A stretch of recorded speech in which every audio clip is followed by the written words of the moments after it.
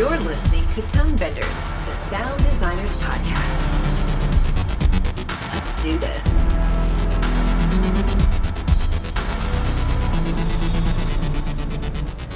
Hello and welcome to Tonebenders, where we talk with the sonic artists behind our favorite films, series, and games. My name is Tim Muirhead, and I will be your wingman today as we talk with the sound team of the recent box office smash, Gun Maverick. Normally I take this time in the intro to set up the film we'll be talking about, but I think everyone has a pretty good handle on this one.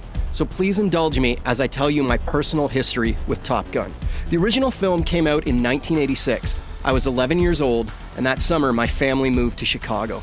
My parents were both knee-deep in their new jobs, and I was left to my own devices in a new city where I didn't know anyone, and I'd never really felt so alone. But at the end of my new street was a movie theater, and it played Top Gun for the entire summer, and I went to see it nearly every day. Now, I don't mean I went and saw it a couple times. I saw it like 30 or 40 times. I went all the time. It was all I did. And then I would ride my bike home going down the hill as fast as I could while I was imagining I was Maverick in a dogfight, singing Highway to the Danger Zone at the top of my lungs. All my new neighbors had no idea what kind of crazy kid had just moved into town. That film was my best friend that summer. So Top Gun really meant a lot to me. There's been a lot of talk about how that film created thousands of kids that wanted to grow up to be pilots. But I think there's an even larger amount of kids that saw that film and wanted to grow up to make movies. When I heard a sequel was coming out, I was more apprehensive than excited, if I'm going to be honest. But I still bought my ticket and went out on opening night, and this film took my breath away. It was an amazing, immersive film full of emotions and excitement, and the sound plays a huge role in pulling that off. So let's talk about it. Joining me today are three of the film's supervising sound editors. First up, Bjorn Schroeder. Hello, Bjorn. Welcome to Tonebenders. Hi, thank you. Thank you for having me. We also have Al Nelson. Wonderful to meet you, Al. Thanks for joining us. Hi, thanks for having me. Our final sound supervisor is James Mather, who is joining us from the UK. James, it's nice to finally meet you. And you. Thank you for having us all. We also have the film's re-recording mixers, Chris Burdon, who is in the dialogue and music end of the mixing board. Hello, Chris. Hi, thank you for having us. And finally, Mark Taylor, who is in charge of mixing the sound effects. Welcome, Mark. Hello. Okay, let's talk a bit about the vehicles in this film, because that's what everybody's excited to talk about. We have super modern jets, the Dark Star, planes from the 80s that they go back and fly, and then a prop plane from decades further into the past at the end of the film. Let's start with you, Al. I think you were on board first. How did you go about collecting the sounds for all these different types of planes? I started with a conversation with director Joe Kosinski. He started imparting some of the details of the film. He mentioned that there was going to be this new stealth Mach 10 jet called the Dark Star, and that I should do some research on what Skunkworks was doing. And I think there was something called the SR-51 or something that's out there that is this proprietary jet. And so he said, do some research, and he would send me little clips from online. So that's where it started. And then we started discussing how we would want to collect as much material as possible for the film. Got a hold of an early script and discovered that there was a lot more than just jets in there. So started making a list. But obviously one of the most important things was to get as much F-18 material as possible. One of my first experiences, gratefully and thankfully, the production set this up, was to go and join the Navy out in the Atlantic on an aircraft carrier for a week. Wow. And I got to live with the Navy for a week. Recorded lots and lots of F-18s, but conveniently they were also recording the F-35s. So got some extra material from those as well, which we ended up using for some of the Su-57s, or what were we calling the bad guys in this film? The fifth generation planes? Yeah, the fifth gens. That's right, the fifth gens. Because we don't know where they're from. We can't keep up with those fifth gens.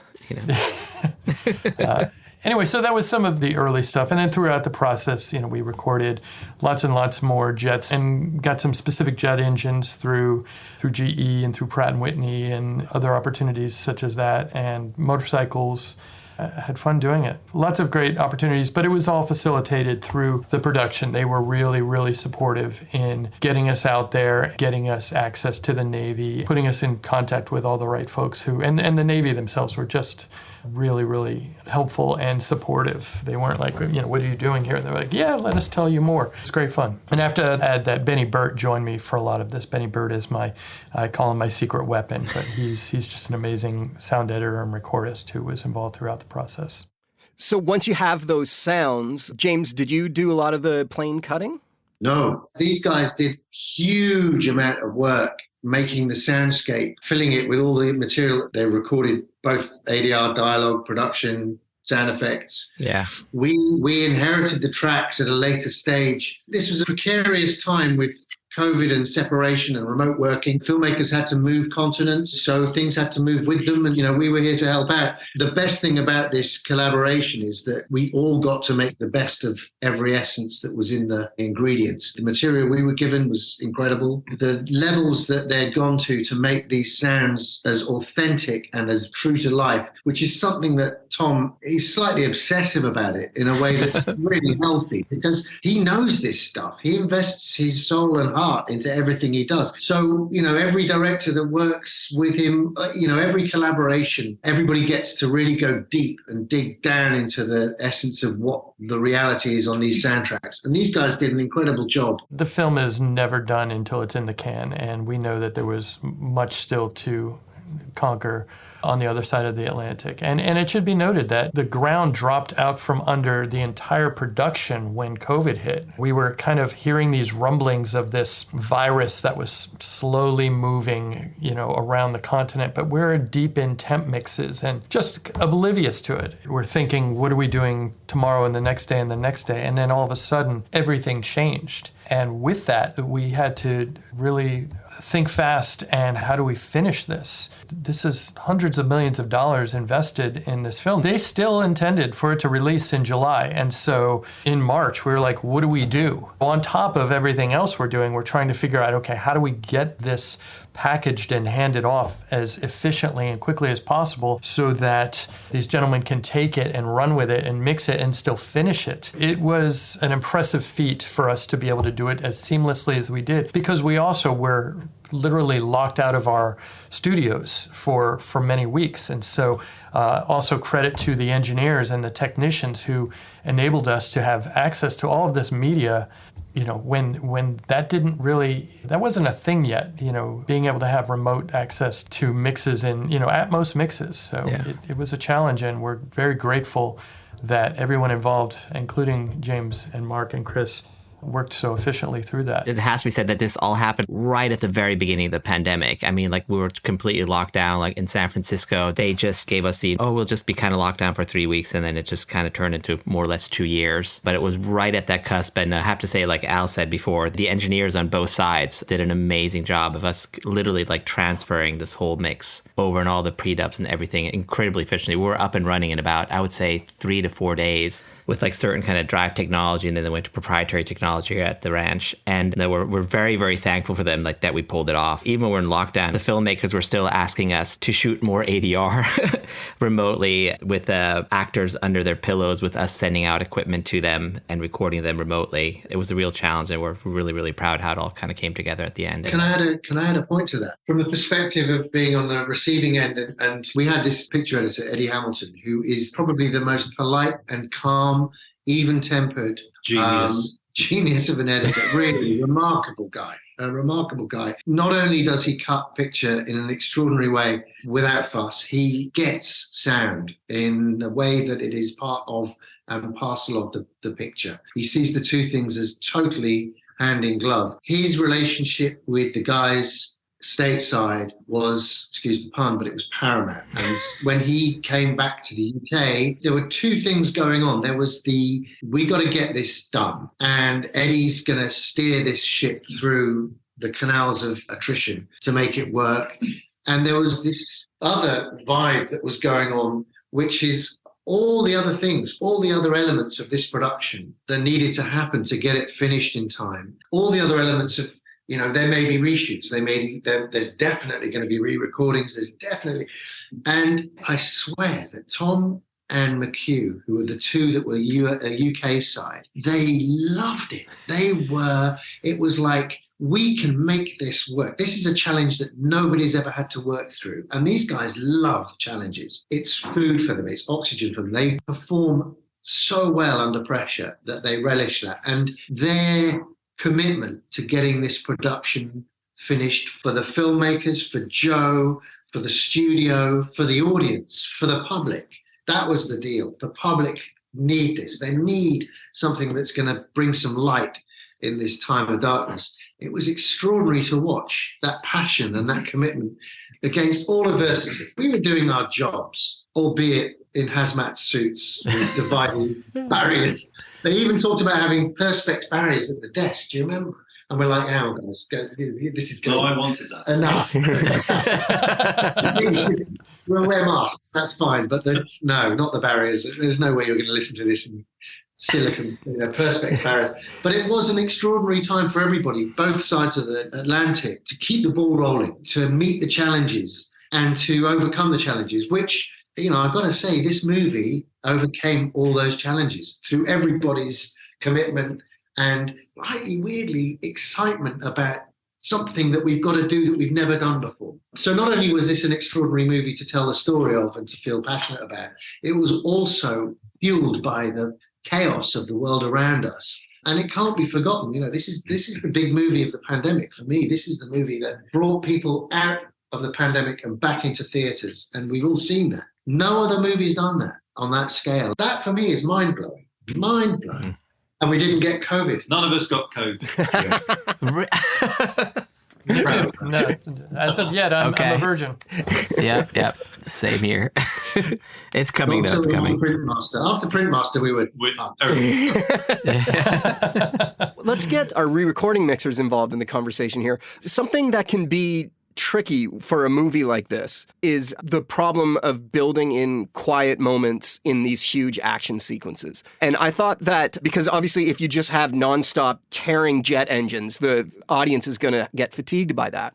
I thought this was one of the best films I've ever seen for that. And there was a couple moments where I was just in awe of what was done. Let's start with the Dark Star. This is the experimental jet scene at the beginning. When it first takes off, it rips over the general's head. And then the engine type changes. I'm not really sure how to word that. And there's a rumble and the fire and it's ripping through the sky. And then when it gets to about Mach 7, it goes from a bombastic sound to a majestic sound.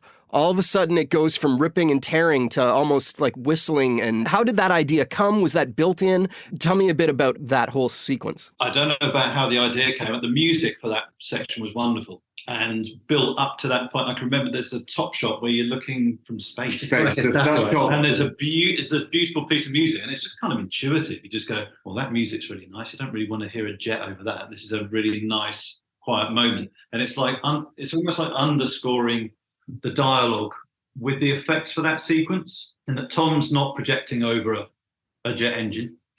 He's quite... Talk to me, Goose. That line was such a massive line. I mean, that had so much focus on the right delivery, the right timing. At what point do we drop down for that before? That took hours to get that one moment, because that Talk to Me, Goose set up Maverick's dilemma for the rest of the movie. That's his thing. He's living with that. And it also sets the movie up of being about Maverick. Yeah. Rather than heart. kind of hitting people over the head with the heart of it. Yeah, I mean, we were given repeatedly, we knew this was Maverick's story. It was his emotion, his connections to all of the characters that join in this film as it evolves. That sort of shape, it was Maverick's moment in the Dark Star. It's one of many sequences where we go into his world, into his psychology, into his past, all within this space of seconds, minutes. And again, the sort of conducting that Eddie Hamilton, master picture editor, where we're forming and putting together the pieces of the sequence like that. He has an idea of how we're going to approach it. I've already had a chance to go through the music, so I know where I want it to release thematic, the strong parts of the music, also the sections where we can actually let sound effects dominate. And so we just piece our way through that. And it evolves quite a lot, and you're reliant on what your initial question is directed towards the soundscape changing and allowing that to happen. So the tonality, the sound effects change. And throughout the film, you'll astutely have been aware, there are moments where we go pure music, where the engines disappear. And we had a chat yesterday, all of us got together again. And I was just saying that we're so kind of blessed with this film that it worked so well with all the script, the acting, and every actor was brilliant in every form. There's seldom do you have a movie that's so consistent, you can be so confident. And what it meant was that we could make those steps so confidently to go to into the head moments, just music and dialogue, or strip the music out and just go for breathing. And it felt like we could make those decisions. And Dark Star was one of those ones where it just felt natural. We didn't have a huge amount of time mixing, but we had a generous amount of time within our kind of COVID-led schedule. And we would revisit it. But again, we kind of knew the points across a long sequence, where we wanted to hit. And we're talking about the lovely, beautiful shot where it feels like it's from space. The music just takes that. And it's just, these moments are really hugely gratifying. And then you get something that's actually quite technical to maintain momentum, a single line of dialogue with a rising music cue. Any mixer will know, and sound effects combined where you just have one important line and it needs to hit.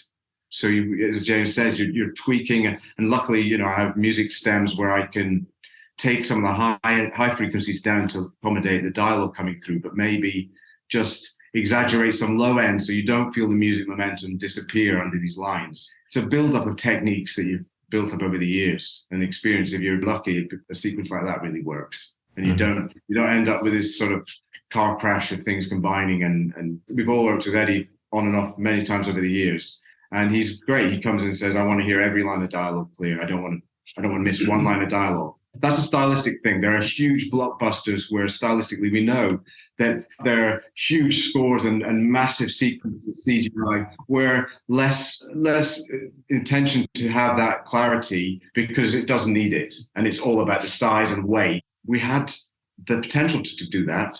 And we had the loudest sequences. I loved seeing the reviews when they said it was loud, whereas in many other films, I've been worried it's too loud. In this one, I didn't have any concerns. I wanted it to be loud when it was loud and quiet when it was quiet. So yeah. There's a lot of dialogue in this. Yeah. That's true.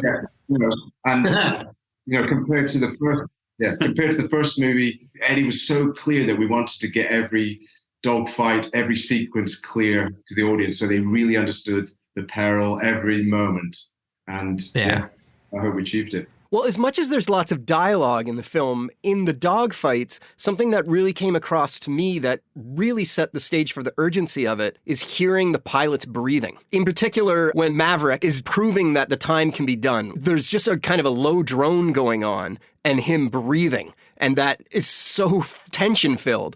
Was that all done in ADR? Or how was anything in the cockpit even recorded? I'm asking 4 questions at once here. I'm sorry. Bjorn, do you want to take that? Yeah, I'm probably going to take that. And I'm going to kind of, in spirit, wrap in Mark Weingarten, who was not able to join us today, who was the location sound recordist for all the main unit recordings. They had a lot of challenges just technically to get recordings within the cockpit. And it was, as we said before, it was so important to Tom and all the filmmakers that everything had to just sound incredibly real. They just wanted to, you're really feeling with inside them and feeling how they're pulling the G's and everything. They had a lot of technical issues because they have to go through all these departments at the Navy and everyone, and they just had a really hard time mounting gear within these cockpits, and they finally came up with a solution. The biggest problem actually was everything had to be mounted within the ejector seat. When they have to eject, everything goes with them and it can't interfere with that system. And then they came up with recorders, but they were too big, and they were still kind of behind their heads mounted on the side, and you could see them. And they finally, sorry Mark, I don't recall what the recorder was, but they found that was finally small enough where they could run 1 or 2 mics into the mask and pick up the sound. And that sound was so important to Tom and also Joe Kosinski, our director. We kind of carried that into the mix and all the way to Chris Burdon in the final. I have to admit, it's a balance between production sound and also quite a bit of ADR. But even speaking with Mark, he couldn't even tell where we kind of switched over. And it was was so important to them to get that aggressive, kind of distorted sound from these recordings. We all spent a lot of time in the US, and I think you guys also did some pickups in the UK for making that match. And we spent like many hours with Joe sitting in a room and worldizing and get that sound to match to finally get Joe to sign off. But it was really Mark Weingarten's recordings that informed us of what they heard, because when they came back, they ran their dailies. Everyone just absolutely loved that sound. But as you know, when the editing process goes and things get compressed, and they didn't record anything, they were talking about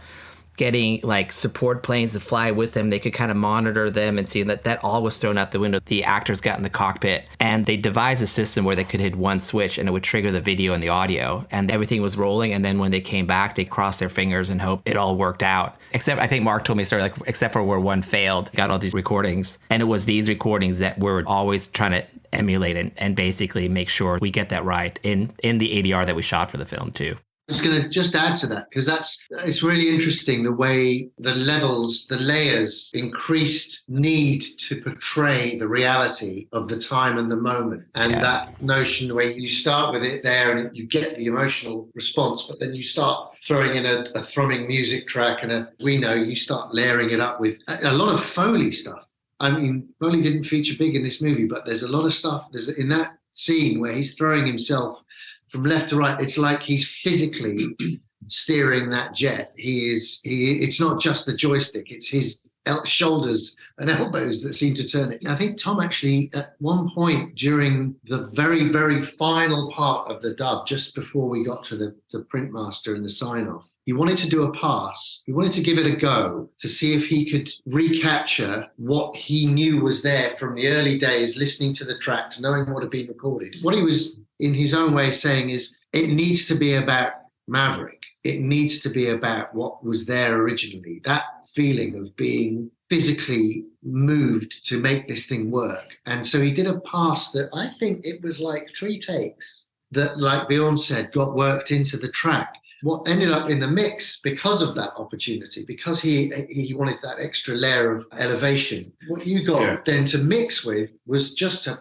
punch that through and give the extra human effort in that moment. Because that was one that evolved quite late, that we absolutely got the clarity on that sequence, because for a lot of people, that's the beginning of one of the best sequences in the film, the 2 minutes 15. And it's the the bomb run. Point, the reference point for the real sound that was recorded in the cockpit and in the helmets, we couldn't always use because the line was changed and there was ADR lines and so on. And this was an instance where I knew the reference point and with the feel we'd wanted in there, but it was re-recorded all the breath. So what we had, and as James points out, it reminds us, it's quite interesting. This is all 2 and a bit years ago.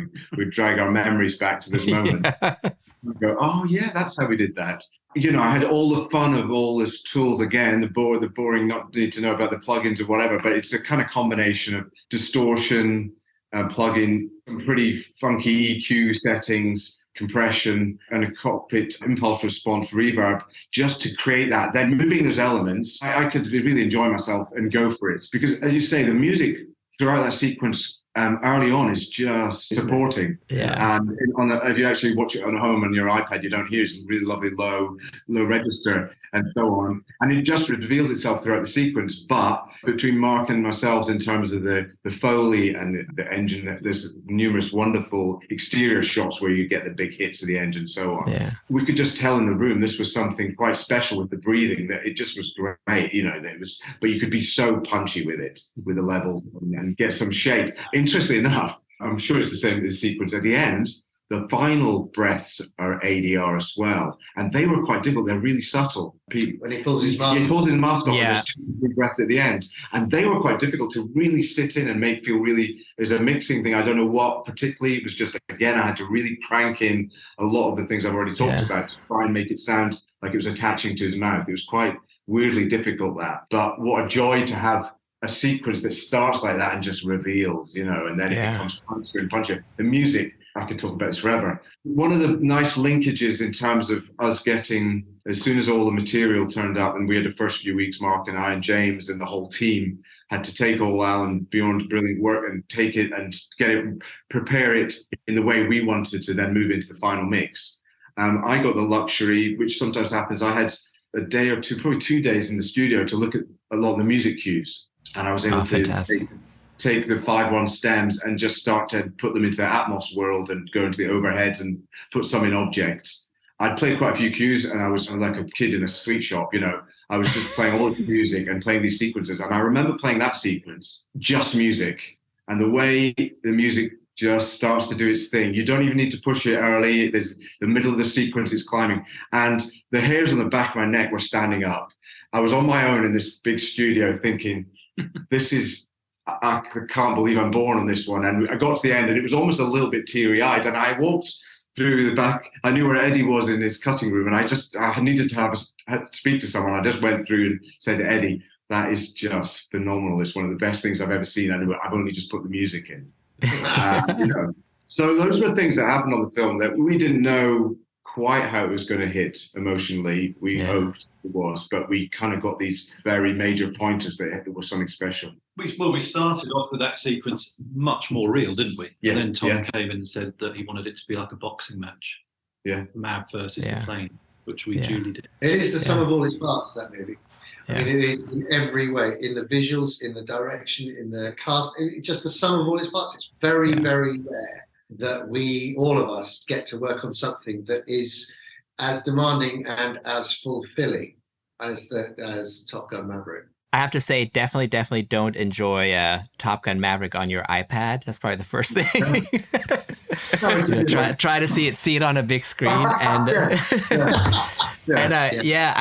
I've never myself worked on a film where something as subtle as breaths was so incredibly important, and I really enjoyed like how the final mix ended up with you guys in London, where one of the most exciting sequences, because there was always this debate in the final bomb run when they finally go for it, if they're going to be music or not, and like I know they were playing with both ideas, and I couldn't have been happier when all that kind of music cue was kind of held back until we get that parallel with Rooster at the end, and that challenge comes up and the music just supports it a little bit, but the whole rest of the sequence is just the sound effects, a little bit of the music, which is really kind of underplayed, and just the kind of the breaths, and as you said, like all that Foley in the plane was just such a fantastic sequence. I'm so proud, I have to say, of this, how this whole film turned out. That sequence is amazing. To someone who works in sound, watching that when the music pulls out, it's a long time, like 2 minutes without music. I'm not sure. I was enjoying the movie, so I didn't have my stopwatch out. It's just about that. Yeah, it's just about 2 minutes. It's longer than that. It's a good 5 minutes or so. Yeah, it's the whole run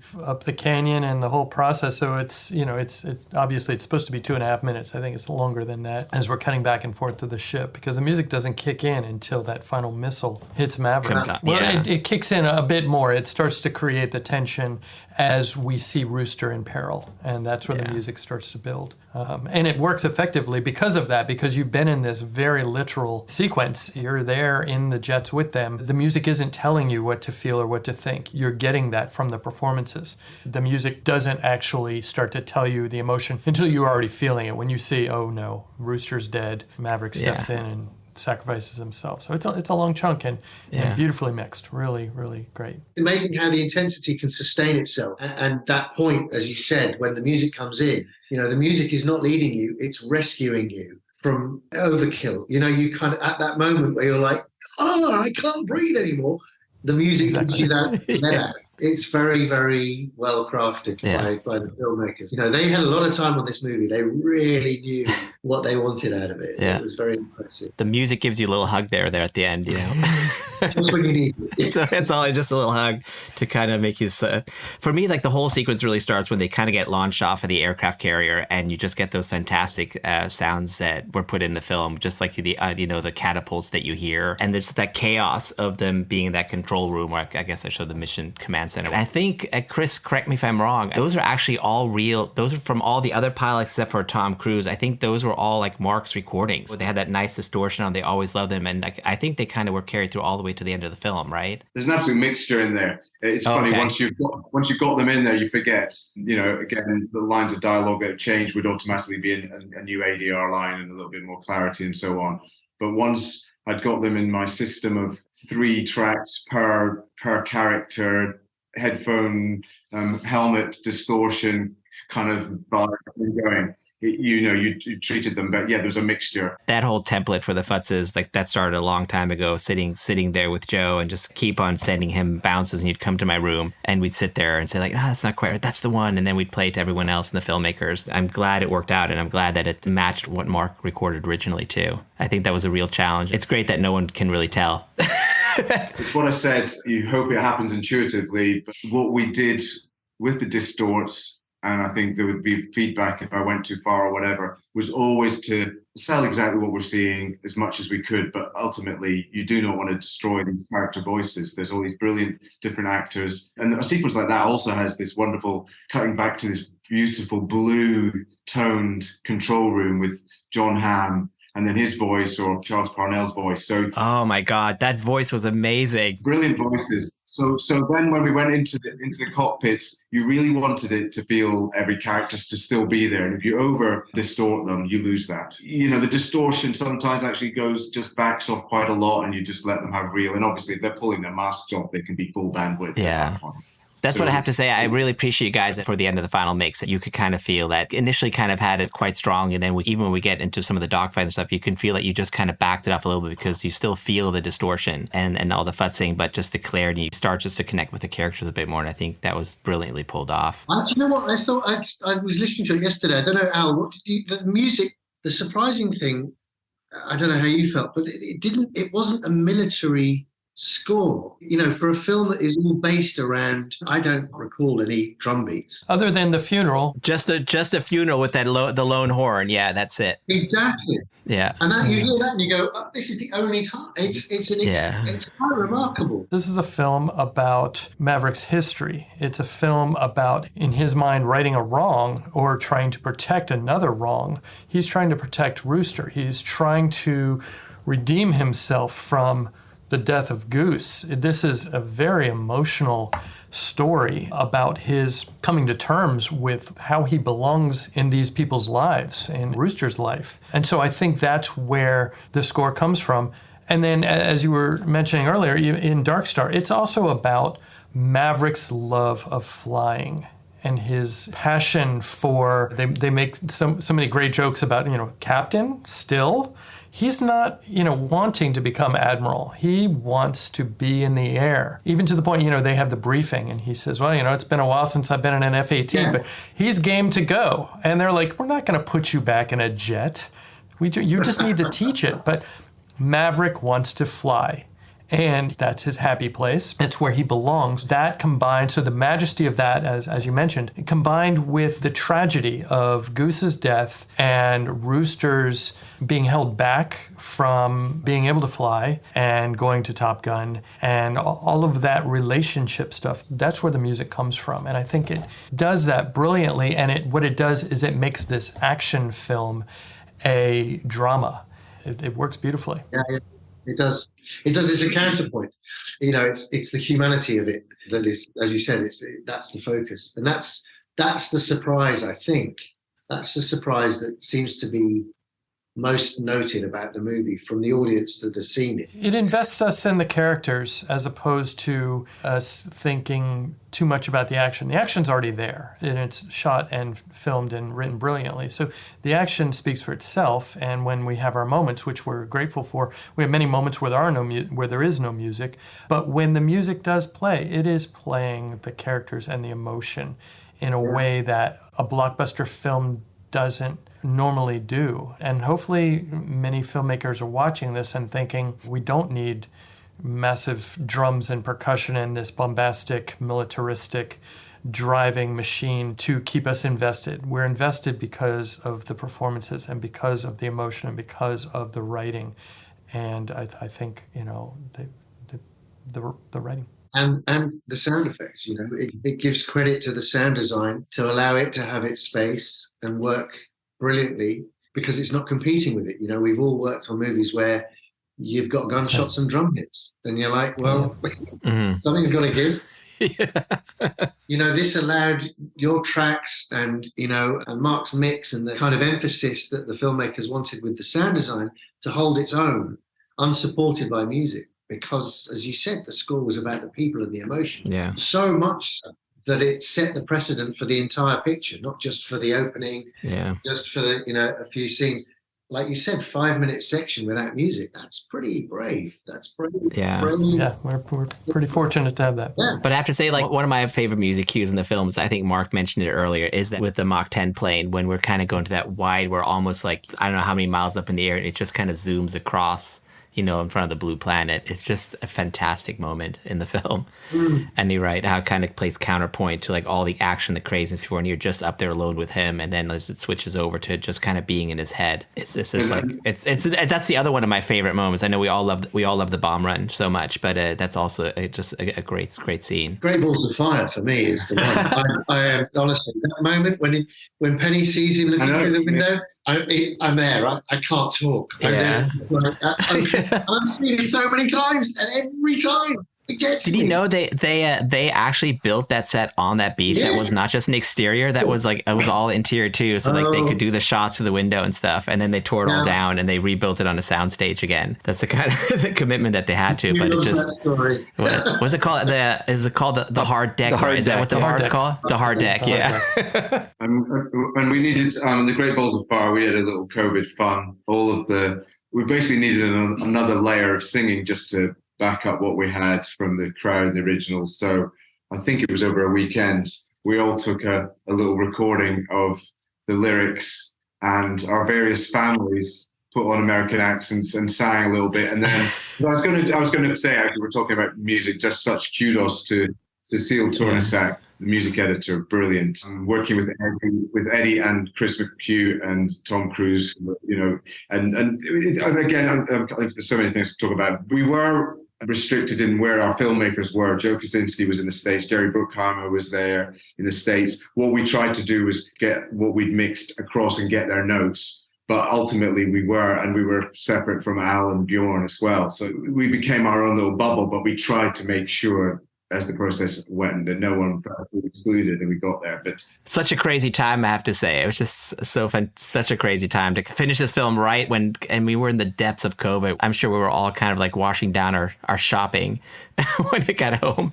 It's just unbelievable. So that's why we had English voices doing American accents, doing that. Yeah. So what happened was, maybe we should edit that out, because I'm sure they weren't SAG actors, but Hey, it was not in the UK. You don't need them. No, in the UK it was fine. That's true. Yeah, Well, I would like to personally promote that you get residuals. Because I think exactly. it made the scene better. If you go to hard some of the singing, you wouldn't want to give any money to that. No. Mark's family was good, but Mark's the one with the proper soprano. Yeah. The whole day afterwards. As you said, it did make a couple of bob, right? This film, so. They got free whiskey. That was it. So only I know who actually ended up in the film, because Cecile cut all the tracks together and had layers and layers. We had about 10 families worth, 3 people in their bedroom doing it. And so at the end, I saw all the names on the Pro Tools session, so I know who's in the movie. Take it to your grave, Chris. Take it to your grave. But we can find the Pro Tools session. But what was lovely, and this was typical of every time Tom and Chris or Corey would come in helicopter and come into the studio to give notes and check out the reels. Tom was pretty pleased with that. He actually commented on it and thought we'd done a good job, which was pretty good. Okay, yeah. But it's that's a great scene. It's a great story. I didn't know that. That's fantastic. The scene plays great, and it's a tricky scene. So kudos. Yeah. You know the saying, a happy wife is a happy life. Okay. These are the things one does when working in COVID to keep That's right. Honey, you want to be in a movie? You want to be in a movie? I'll put you in a big one. Yeah. So we've been talking for a long time. There's one question that I really want to ask before I let you go. Maybe I'll put it to Al first, but I'm sure lots of you have opinions on this. When you're cutting dogfights, this would apply to race car scenes as well. There's a tendency for people to put in lots of long, steady sounds. And in this film, it didn't feel like that at all. It was only the motions, or at least the steadies were mixed very low. Al, do you want to talk about your philosophy on how to make the action sequences exciting with punchy sound effects? Thank you for noticing that. It is a challenge. We've mentioned Eddie Hamilton. So first of all, his editing and the cut itself warrants the kind of sound editing that we did. It was just brilliant, and the way it flowed from scene to scene, it allowed us to not have to do these odd change-ups that felt wrong. So the cutting flowed nicely. Secondly, the reference to the 1985, 86 film was very important. And so we went back and looked at how that was done. And of course, the sound is brilliant for that film as well. Very sharp, very tight cuts. Everything rises or drops. Everything moves. There's hardly anything that's stagnant or static when you are with the jets or as the jets are moving. That opening sequence over the aircraft carrier where they're fighting the MiGs, it's a lesson in how to cut sound effects. It's beautiful. So we studied that very, very determinedly to understand the style of the Top Gun films. And then from there, it was working with the filmmakers, working with Joe, working with Tom. And, the thing that was driven home was it's got to cut, it's got to slice, it has to hit and go. One of the challenges was on those cuts where you'd hit a frame on an incoming buy or hit an outgoing. We would try and put these low-end thumps in there. It gets round and it gets soft and it gets static and it gets stagnant. And anything that stays too long, it overstays its welcome. It slows the pace down. It slows the cut down. What we did was we defined a rather large and growing library of buys and ins and outs and cut sounds and these various elements that kept it moving and kept it propelling and kept us in the jet and not feeling like we had stopped. And then, of course, Mark brilliantly and James and team, took this and carried it and put it together, and you really feel that tight edit that we worked so hard to put together. You feel that in the mix. One of our rules was you don't use steadies, you use rising and falling. A lot of our recordings were, of course, too long. A jet flying by, even at whatever, Mach 6, if you're standing on an aircraft carrier and a jet goes by at Mach 6, it's still going to take seconds to go by you. It's starting over here and it's ending over there. And even if you just take the 24 frames of by that you need out of it, it just sounds like... So you have to take this 5-10 second by and you have to compress it and design it into a way that it feels like that ripping... And so there's a lot of trickery that's required to define the library. And then once you have that library, it's picking just the right ones. This one's rising, this one's falling, and interchanging them so that it never feels stale or static. Lots of good, hardworking sound editors took the time to take that library and put it together on both ends of the Atlantic. And I'm glad you feel it. And one of the things that was most impressive about that library and that use of sound was the delicacy of having it punctuate dialogue. It doesn't happen when somebody's talking. It doesn't happen when a music cue is starting to build. Everything has its place. And, Eddie has set that tone and that timing. But the version of library design that you use is relative to, and we learned this when we started taking your material, we learned that there's a very strong language that is relative to the performance and the dialogue that it's surrounding, that it's coming around. You don't want it to be overly bombastic if it's not going to work with the dialogue. It's still going to hit the cut, but it can't obliterate the line of dialogue that's going to come in next. You're lubricating the pistons of the soundtrack so that it all works beautifully, smoothly, seamlessly, and it complements every other element of the soundtrack. These amazing punches, these sonic booms, which are brilliant. They are Top Gun. That is the signature sound. In my mind, that's the signature sound of Top Gun.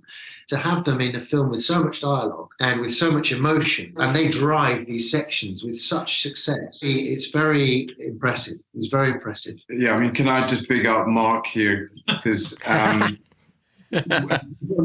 one element of an infinite amount of things in terms sonically, but this sort of low-end work as part of what you're describing in terms of it being punchy and transient and retaining that with subwoofer and everything. The mess you can get into trying to get weight, and I'm speaking because Mark is more reticent than me to talk. I'm shy, Chris. But that was something.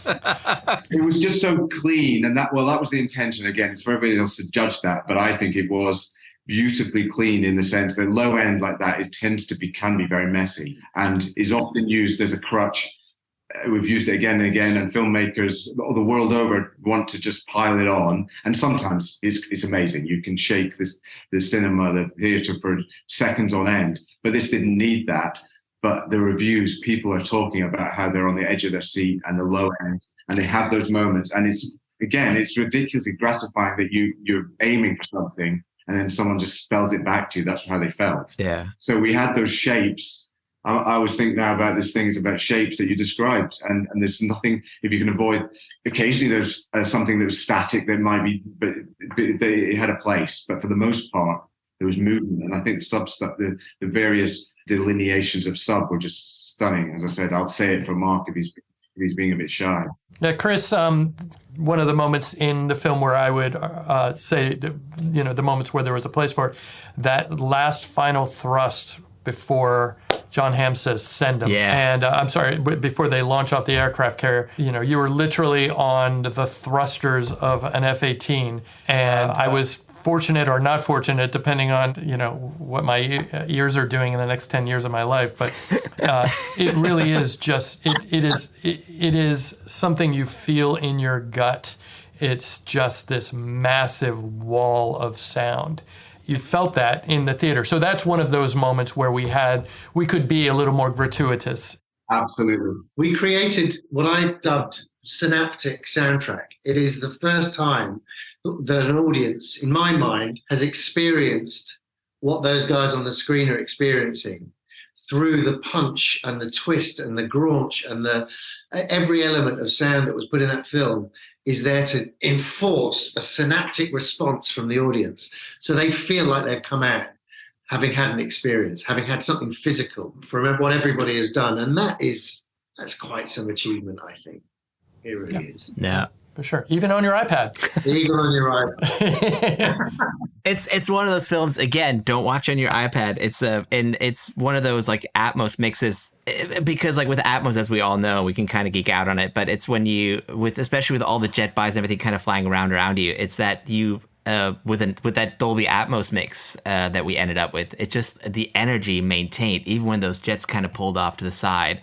And that was just amazing. It was like one of those like eye-opening moments for me. There's been like certain films where I kind of say it's just really working well, and I think the Atmos mix really lent itself to kind of maintaining that engine. You really, really felt that energy, I should say, all the way when it kind of ripped in the back. And I heard the IMAX as well. The IMAX played great. Yeah. I love the IMAX. Yeah, the IMAX was amazing. There's a rawness to it, which I think was great. You had that huge center speaker, and then you're sitting on these massive subwoofers. So it translated well to IMAX. Yeah, fantastic.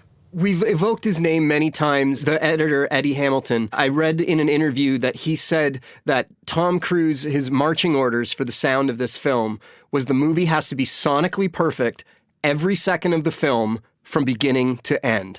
And that's a daunting task to take on, but I have to say, you guys achieved it. This film really blew me away. I loved watching it. In my intro, I mentioned that the first film launched a lot of kids to want to be both pilots and make movies. And I think that the same's going to be said for the 11-year-olds that are around right now, because they're just getting their minds blown. It was an immersive in a way that I don't think I felt in a theater. I really loved it. And as I said, I was going in skeptical, and you won me over. Thank you very much for all your hard work on the film. It was great to talk to you. I have a million more questions, but we've run out of time. Thank you very much, everybody. I appreciate it. Thank you very much. Thanks, Tim. Thank you so much, Tim. I really appreciate it.